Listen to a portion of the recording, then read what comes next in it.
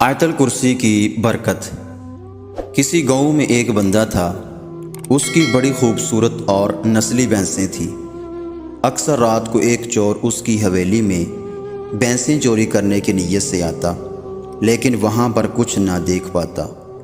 لیکن صبح جب اس کی حویلی میں جاتا تو بھینسیں وہیں پر موجود ہوتی۔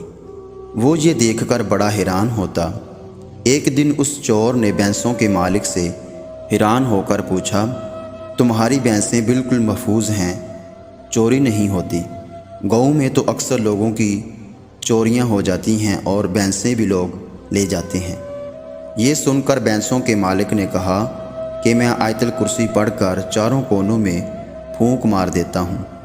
اسی طرح اگر اپنے مال و اسباب پر آیت الکرسی پڑھ کر پھونک دیں تو کوئی بھی قیمتی چیز کبھی بھی چوری نہ ہوگی، لیکن شرط یہ ہے کہ یہ عمل پورے یقین کے ساتھ کیا جائے، کیونکہ عمل یقین کے ساتھ ہو تو اثر ضرور کرتا ہے۔